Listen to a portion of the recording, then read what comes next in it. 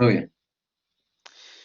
Muy buenas, bienvenidos a un programa Ujú. más de Tu Historia, desde la Universidad Popular Autónoma del Estado de Puebla, en México. Este programa donde tratamos la evolución histórica de la sociedad a través de diferentes relaciones con disciplinas y áreas. Y hoy tenemos un programa muy interesante con especialistas internacionales donde vamos a dialogar sobre el concepto de humanidades vinculado a otras áreas, disciplinas académicas. Ante ello, pues damos la bienvenida, agradecemos al doctor Miguel Alarcos, del Departamento de Filología de la Universidad de Oviedo. Muy buenas tardes. Muy buenas tardes. Del Pues Departamento de Filología Clásica clásicas concretamente, y también al de la doctor Universidad de Fernando Oviedo. Sánchez Las Heras, del Departamento de Matemática Aplicada de la Sí. Universidad de Oviedo. Muy buenas tardes. Hola, muy buenas tardes, David, ¿cómo estás? ¿Sabes? Pues bien, doctores, comienzo quizás con el doctor Miguel Alarcos, con una pregunta interesante, y es, pues, en estos meses se ha conformado un interesante grupo llamado SOFUN, del cual, pues, miembros incluso de la universidad forman parte de él en una red internacional, y muchos de los oyentes, pues, estarán preguntando, ya que comienzan a ver ese tipo de información, de opciones formativas, de investigación, de congresos, pues, ¿qué es SOFUN? Por lo tanto, le pregunto, doctor, ¿qué es SOFUN?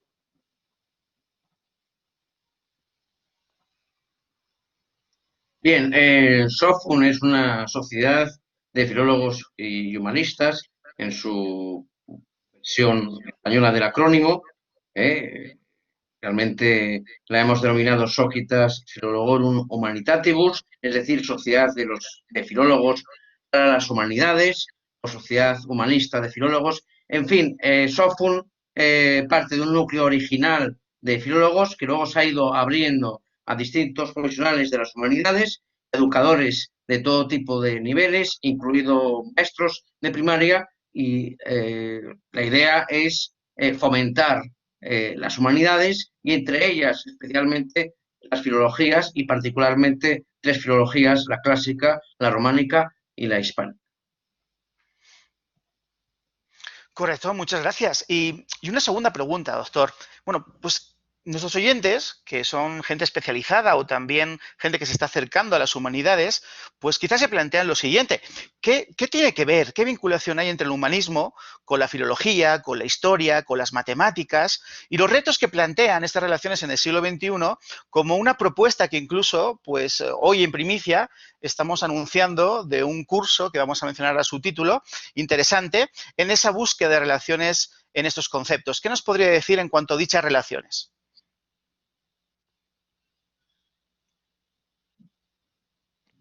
Bien, hay muchas relaciones, más de lo que cabría imaginar.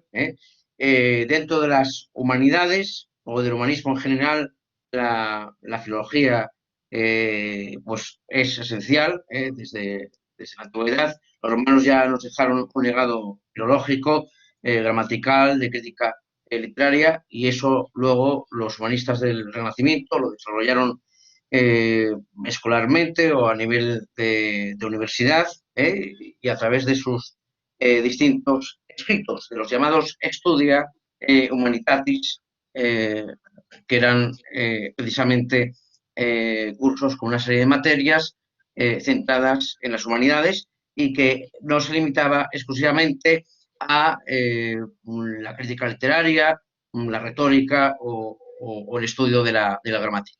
Incluía lo que hoy denominaríamos también ciencias humanas, es decir, eh, historia, filosofía, de ahí también la denominación filosofía y letras, es decir, que todo esto ha ido configurando a lo largo del tiempo, ya desde la época de Cicerón, en plena época clásica, pues el concepto de humanidad eh, y de ciencias humanas. Y la filología está en la base de todo ello, de ese ideal eudéutico que tenían muy claro los romanos y que rescataron los humanistas, y que dio lugar al movimiento cultural ya a gran escala que denominamos humanismo. Y luego, contestando a la otra relación, ¿qué tiene que ver las matemáticas con todo esto? ¿Por qué Sofun organiza como primer curso suyo de formalización y actualización científicas un curso con esta temática. Bueno, las matemáticas son el motor del mundo, pero las matemáticas tienen una parte considerable humanística, porque las matemáticas se basan en el número. El número es un poco el principio de todo. Y el número está en la base de las disciplinas filológicas. ¿Qué sería la fonología, por ejemplo? En fin, sin el número y todos los cálculos a los que puede dar lugar, ¿no? Cualquier disciplina histórica en filología tiene que utilizar datos también numéricos.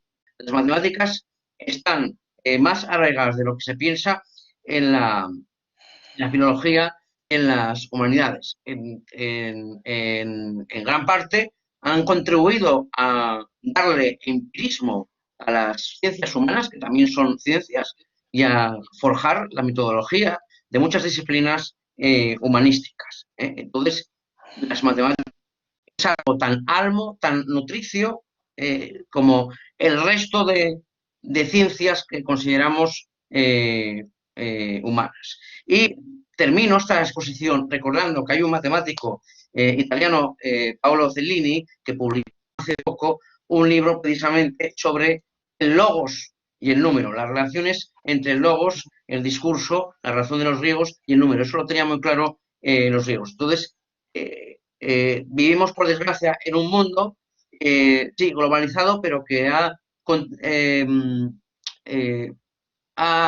tendido a convertir pues, la materia en compartimentos estancos, y entonces parece que las matemáticas o las ciencias puras y duras van por un lado y no tienen nada que ver con las otras ciencias llamadas humanas o con las humanidades. En realidad, no habría que hacer ese desglose salvo a efectos operativos. Los antiguos, con eso termino, desde los griegos, utilizaban todo. El logos era esencial para el número y el número era esencial para el logos. Y sin esa relación no se puede entender, por ejemplo, el órganon aristotélico, ni las doctrinas de Platón, ni nada ni otras cosas. En fin, se podría hablar más, pero bueno, creo que con esto he sido bastante sucinto y claro, he intentado ser claro también al respecto.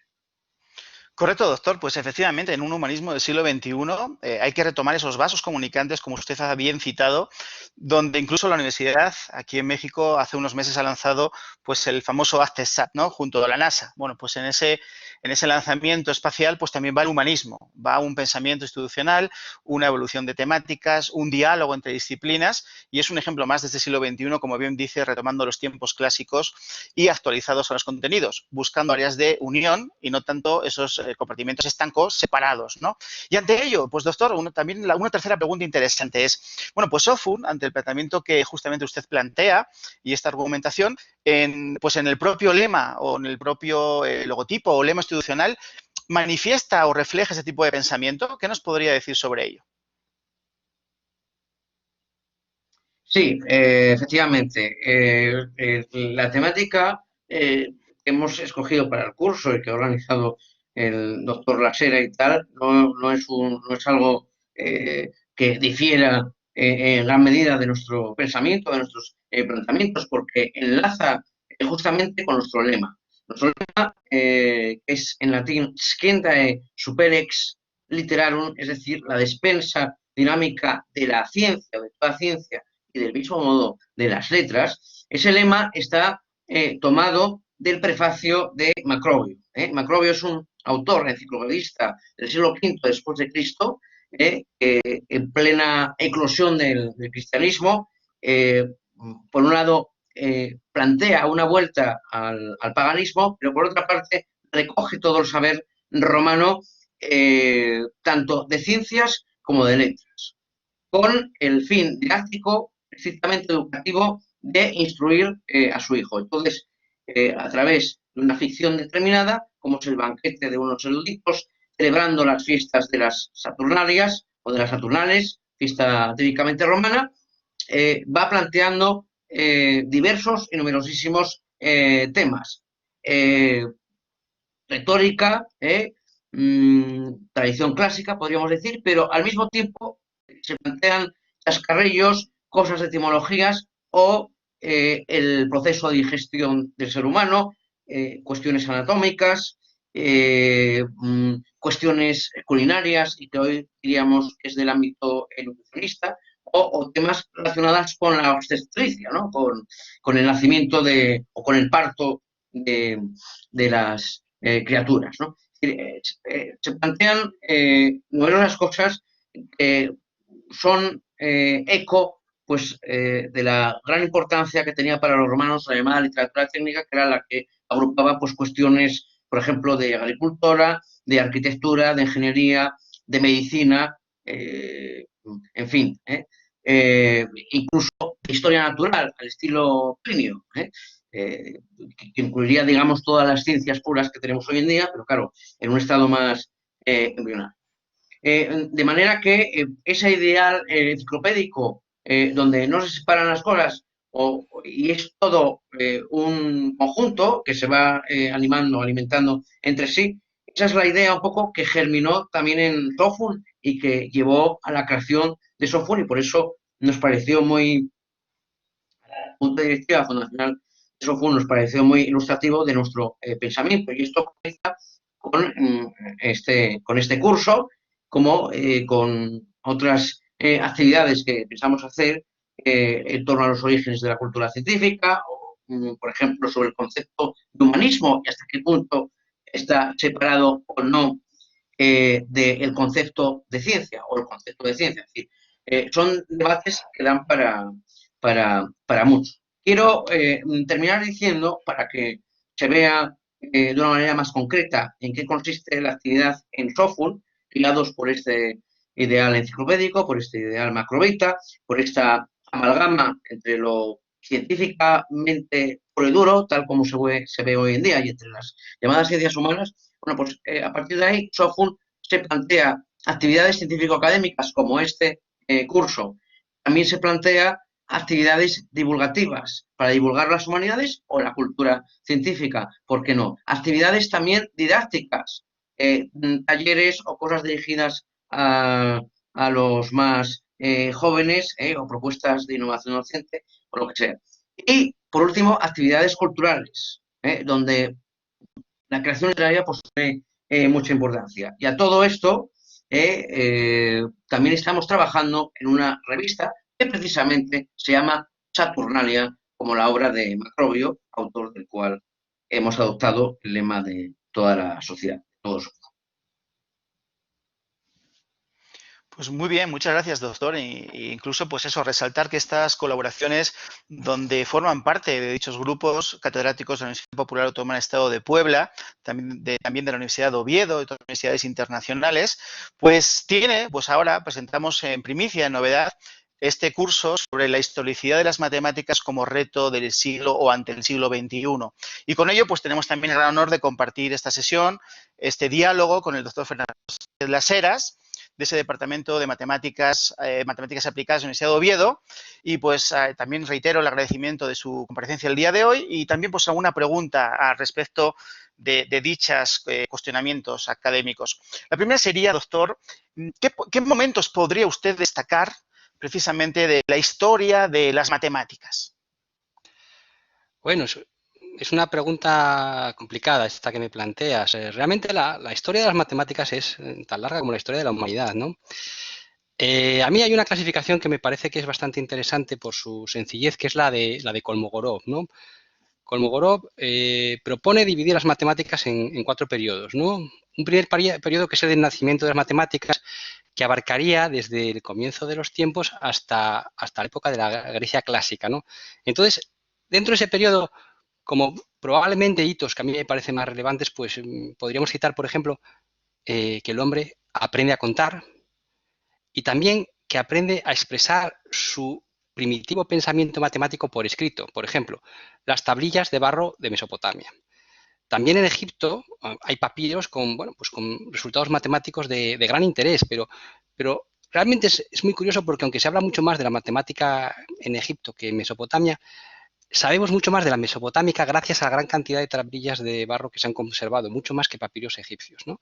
Pero ahí ya se ve que el hombre era capaz de contar y de medir de maneras bastante adecuadas. Incluso existen resultados que hoy en día no sabemos cómo se llegó a ellos, pero que consiguen, por ejemplo, aproximar con una precisión bastante exacta el número pi, bastante exacta para lo que es la aplicación práctica, evidentemente nada comparable a lo que se consigue con los computadores hoy en día, o, por ejemplo, calcular el volumen de un tronco de pirámide, con una fórmula que en este caso no sabemos de dónde ha salido, que probablemente haya sido una construcción, vamos a decir, meramente empírica, ¿no? Bueno, luego, cuando llegamos al periodo de las matemáticas elementales, que sea la matemática en la época griega y en la Edad Media, ahí ya es cuando la matemática se empieza a tomar una vía, digamos, no solamente ligada a la realidad física, sino también de pensamiento, de ideas.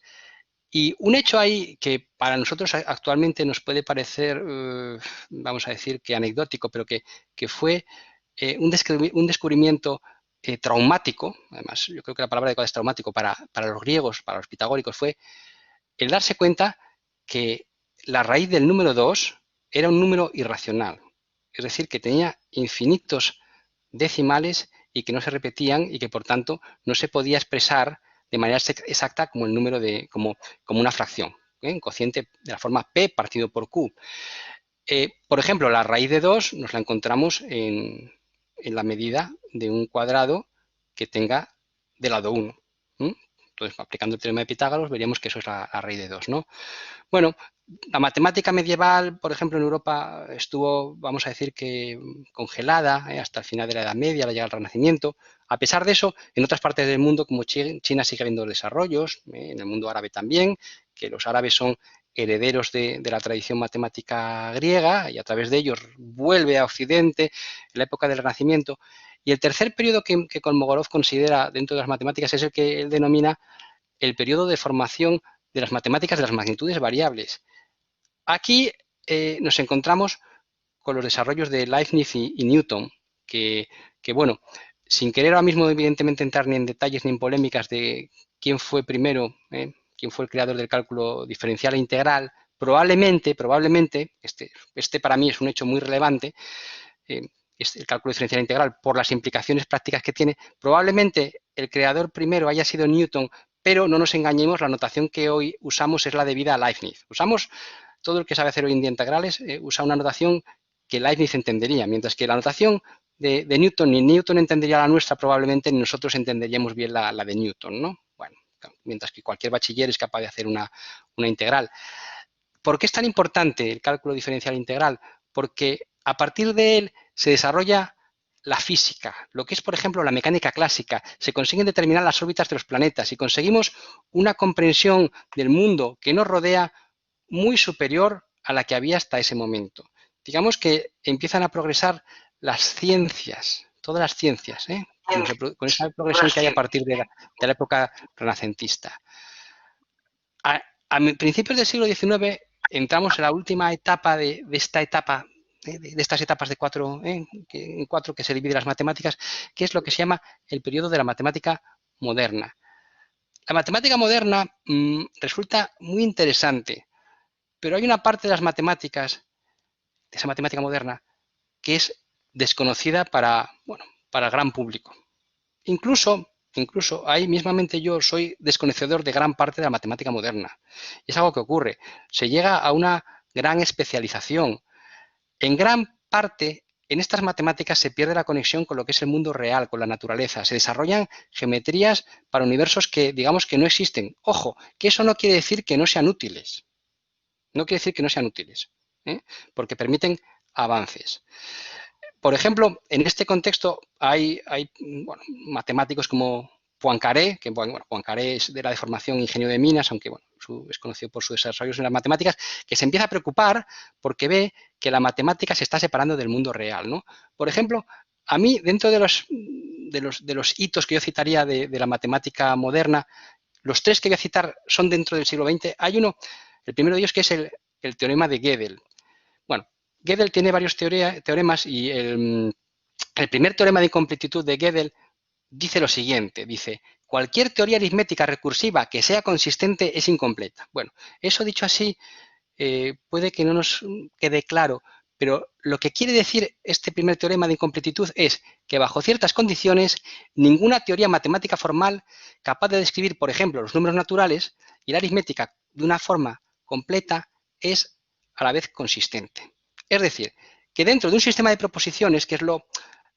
Podemos quedarnos con esta idea, aunque sea una simplificación, dentro de un sistema formal de proposiciones matemáticas que son útiles, va a haber ciertos enunciados que no podamos demostrar, que no podamos decir ni que son verdad ni mentira.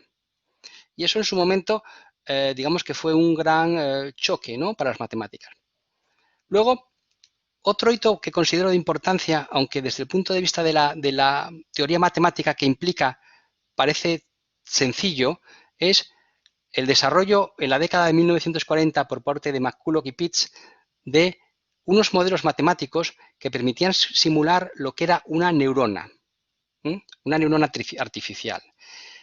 En esa simulación está la base de muchas metodologías que hoy se emplean para, bueno, pues para inteligencia artificial y visión por computador, ¿no? Entonces, realmente en esta rama, digamos que está muy emparentada con la informática y que de hecho von Neumann decía esto, si hoy en día no es matemáticas, algún día dirán que lo es, y eso fue lo que dijo von Neumann acerca de su tesis doctoral, pues detrás de todo esto, a partir de todo esto, se consiguen unos avances que, bueno, pues son hoy en día muy utilizados, ¿no?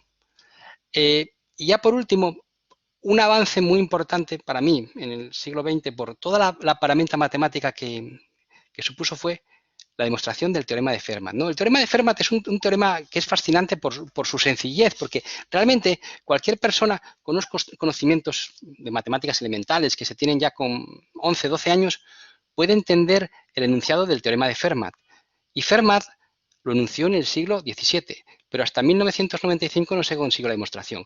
El teorema dice lo siguiente, vale, supongamos la siguiente ecuación, x elevado a la n más y elevado a la n igual a z elevado a la n. Es decir, tres números elevados a una potencia, a la misma potencia, vale.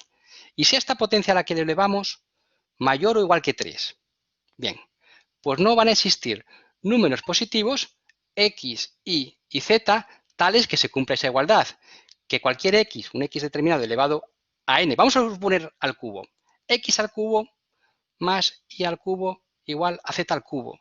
Pues no existen x e y que verifiquen eso para ningún z. Y es fascinante porque esto, ustedes lo han entendido perfectamente. Probablemente mucha gente que sepa usar un ordenador o tenga una hoja de Excel va a intentar replicarlo y no existe número que lo cumpla. Y eso que Fermat enunció en el siglo XVII hasta 1995, que el matemático Andrew Wiles lo consiguió. Bueno, ha habido mucha gente antes, evidentemente. De hecho, Wiles sacó una primera versión de la prueba en 1993 que era incorrecta y, bueno, pues con la ayuda de un antiguo estudiante de doctorado la corrigió y en el 95 sacó la demostración completa. Pues eso estuvo ahí durante siglos pendiente de demostración. Existen en unos cuadernos de Fermat unas anotaciones al margen en los que parece ser que Fermat disponía de una prueba.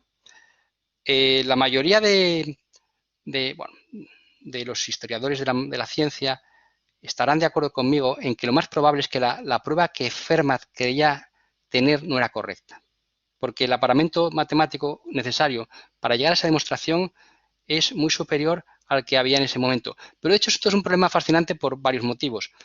Primero, porque ha estado siglos abiertos y segundo, porque es un problema que es muy sencillo de enunciar y prácticamente imposible de resolver. Bueno, pues estos son para mí algunos de los hitos fundamentales de la historia de las matemáticas. Pues muy interesante, doctor, este repaso, entre comillas, breve, muy breve, de todo lo que hay, incluso por poder comunicar, divulgar, incluso en el curso que se va a realizar en próximas fechas, donde a veces pues no pasamos del concepto, por ejemplo, de talla paleolítica, donde hay una abstracción mental, matemática para la realización de esa geometría, incluso de esa talla prehistórica. El descubrimiento del concepto del cero también es algo muy reestudiado, muy repetido. La proporción áurea aplicada también incluso a elementos arquitectónicos, básicos de la humanidad, ¿no? Y todo lo que aspectos que usted ha citado, que mucha gente será la primera vez que ha escuchado sobre ellas, ¿no? Y me viene otra pregunta al respecto. Incluso vinculado a lo que usted vino citado de Poincaré, justamente de esa separación de las matemáticas respecto al mundo real, ¿no? Pues la pregunta sería, quizás vinculado a un poquito a ello, sería, pues, ¿cuál es la importancia de las matemáticas en nuestra vida cotidiana? Bien, yo creo que esa importancia es grande y que está demostrada, además, ahora más que nunca. Simplemente vayamos a esta pandemia que estamos sufriendo ahora mismo, ¿no? A la enfermedad causada por el coronavirus COVID-19. Bueno, ahí tenemos la epidemiología y todos esos modelos matemáticos que se han desarrollado para ver cómo la enfermedad va evolucionando, cómo sube, qué proporción de gente se va a contagiar mañana en función de la gente que está contagiada hoy. Esa sería una aplicación cara, ¿no? En todo lo que es el tema epidemiológico y médico. Otra que todo el mundo conoce, ¿no? Pues seguro que hoy en día prácticamente todos los que nos están escuchando realizan compras por Internet, ¿no? Bueno, cuando nosotros nos hemos registrado en una tienda online y hemos efectuado algunas compras, se nos recomiendan otros productos, ¿no? Pues detrás de estos recomendadores están las matemáticas, ¿no? También para las técnicas de visión por computador. Las matemáticas están detrás de las técnicas que permiten reconocer objetos, ¿no? Pues de esas aplicaciones que ven una foto y saben que eso es un perro y eso de allá es una cuchara. Pues detrás de eso hay matemáticas. Una aplicación interesante de la visión por computador es el coche autónomo, ¿no? Que se está hoy en día desarrollando. Es imprescindible las matemáticas para crear esos cerebros inteligentes que permiten que el coche autónomo se mueva. ¿Qué más cosas se me ocurren? Pues, por ejemplo, el análisis de los datos disponibles es algo que es fundamental hoy en día. Hoy se dispone de grandes bases de datos, ¿no? Nosotros somos una fuente de datos para las empresas, para publicidad. Incluso sabemos que se influye en los resultados electorales a base de estadística y encuestas y de lanzar mensajes a grupos objetivos, etcétera, etcétera, ¿no? O sea, las matemáticas están hoy en día más presentes que nunca. Correcto, doctor. De hecho, incluso en un mea culpa, donde, bueno, pues uno fue estudiante de letras puras, como se determinaba, ¿no? Y a veces esas matemáticas no eran comprensibles o no nos hicieron comprensibles esas matemáticas que con el paso del tiempo y las semanas indudablemente están en todos los ámbitos, ¿no? Desde un partido de fútbol hasta efectivamente la compra por internet, hasta la arqueología, donde tuve que retomar esas matemáticas personalmente para establecer catalogaciones y investigaciones. Y por tanto, pues también pues esa apertura a que pues quien nos esté escuchando y no vea esos vínculos de una matemática incluso aplicada a la realidad y útil en todo momento, porque precisamente se ha generado el rechazo ante ellas, pues comienza a meditar sobre lo que usted nos ha compartido, ¿no? Sobre la alta importancia y donde esas mesas de diálogo basándonos en los conceptos de las humanidades y el humanismo es en esa despensa del saber y donde no podemos, efectivamente, insistimos en dividir, sino establecer los puentes de colaboración, de entendimiento y de formación académica. Fíjate, si me permites sí, dígame, doctor. Un comentario que, bueno, yo creo que quizás sea poco, no va a ser políticamente muy correcto, pero llevamos muchos años diciendo que las matemáticas son fáciles, ¿no? Yo realmente no creo eso. Yo pienso, las matemáticas no son fáciles. Lo que pasa es que una vez que lo entiendes, todo encaja, pero es necesario eso. Y yo creo que esa es la clave. A veces lo que ocurre, no puedes construir el edificio si lo que está debajo del tejado no está bien fundamentado. Se te va a caer la casa. Entonces, tienes que irlas construyendo poco a poco y ahí es cuando se hace fácil, porque cuando una cosa lo entiendes y todo es coherente, puedes pasar a la siguiente. Correcto, incluso me vino a la mente cuando usted lo comentaba ahora, el Principito, con esa parte de que porque una rosa con su espina te haya pinchado una vez, no lo harán el resto de las rosas, ¿no? Por lo tanto, aunque tengamos una mala experiencia en ocasiones con X disciplina, ¿no? Se me dan muy bien las matemáticas, se me da muy mal la historia o viceversa, o la filología, etcétera, pues por una experiencia no podemos cerrar las puertas, sino efectivamente buscar la comprensión y esa comprensión viene del estudio de un buen profesor, de un buen temario también, pero del estudio personal, del esfuerzo, ¿no? Probablemente. Y eso también, las horas de esfuerzo también son matemáticas, ¿no? Les decía que por los tiempos, si quieren efectivamente compartir alguna reflexión final para todos los oyentes del programa, también invitándoles pues, a este tipo de formaciones, cursos, diálogos, pues brevemente, pues por el orden que ustedes quieran, pues un mensaje final a toda la audiencia. Bien, si quiere el doctor Alar, pues comenzaré. Sí. Quisiera he estado presente, y estaba escuchando perfectamente, pero bueno, no es que me haya caído. Había ido, entre otras cosas, a buscar este libro, que es también novedad, que al doctor Las Heras le va a gustar especialmente, y creo que también a nuestros seguidores, y que también enlaza un poco tanto con el curso como con los planteamientos que llevaron a la creación de SOHO, porque no solamente las humanidades y la filología, como digo, es también rescatar un poco el legado científico en todos los sentidos, no solamente el humanístico, de la cultura grecolatina. Y en este libro, La ruta del conocimiento, hecho por una historiadora de Oxford, se habla sobre todo de la fortuna de 3 manuscritos, es decir, los manuscritos que contienen los elementos de Euclides,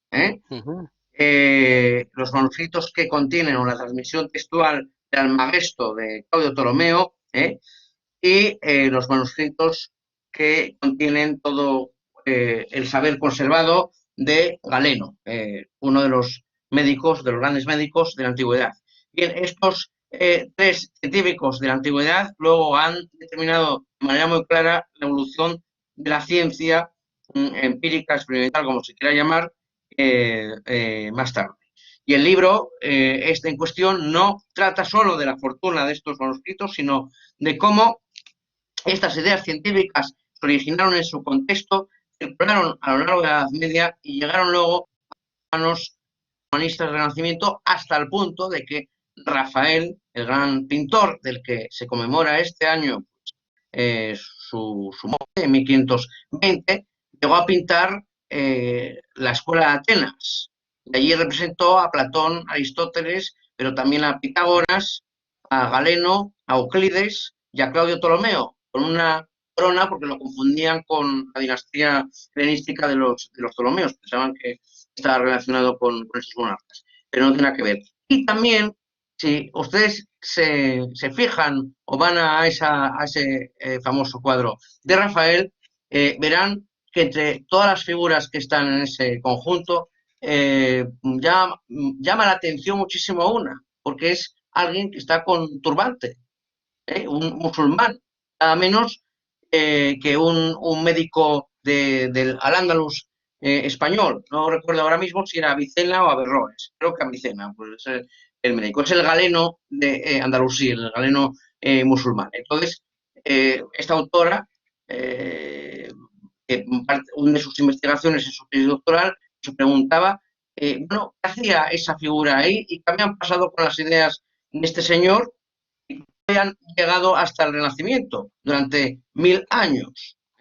Porque claro, el cristianismo, pues también, y la Iglesia, también contribuyó pues a hacer cierta memoria selectiva y en algunos casos hacer damnatio memoria de otras ideas o apropiárselas o demás. Entonces es un libro muy interesante titulado La ruta del conocimiento, sobre esas ideas científicas, esos 3 grandes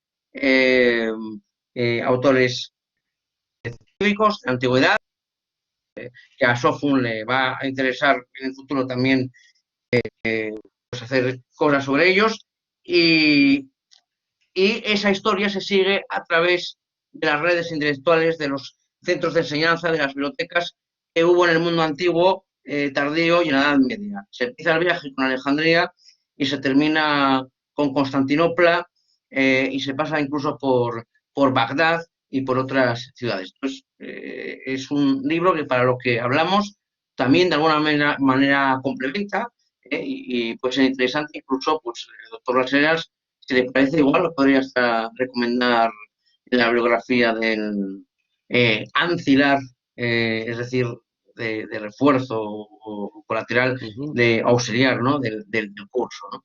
Y nada, sí, simplemente quería decir esto. Un poco para concluir y hacer visión de conjunto de toda esta entrevista, digamos, anunciadora, ¿no? del curso, de lo que puede dar de sí. Correcto, muchas gracias, doctor. Y Fernando Sánchez, también unas últimas palabras, comunicado que quieras poner. Bueno, creo que este curso oportunidad muy interesante para acercarse a lo que es las matemáticas y que puede ser de interés tanto para bueno, pues personas con una formación más de letras como de ciencias, porque vamos a tratar aspectos que van más allá de lo que son las metodologías, ¿eh? Van a las ideas, van a la utilidad de las matemáticas en el mundo actual, a en qué líneas tenemos que ir trabajando actualmente, de dónde venimos. Haremos un repaso a lo largo de toda la historia de las matemáticas y por eso creo que servirá para poner en contexto muchas cosas que algunos de los participantes ya sabrán y para que otros las aprendan. Así que os animo a todos a apuntaros a este curso. Bueno, os daremos una pequeña bibliografía recomendada también y la verdad que hoy en día se pueden encontrar muy buenos libros que tratan la historia de las matemáticas.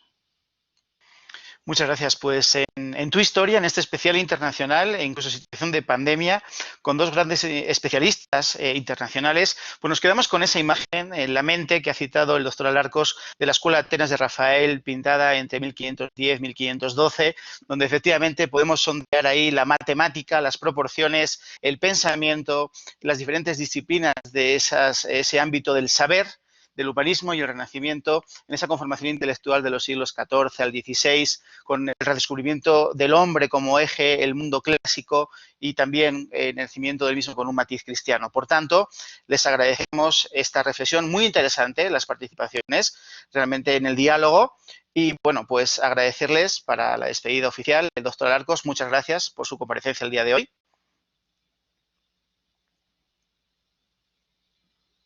Y también el doctor Fernando Sánchez, muchas gracias por estar con nosotros el día de hoy. Bueno, buenas tardes y muchas gracias por la invitación. Un saludo para todos los oyentes.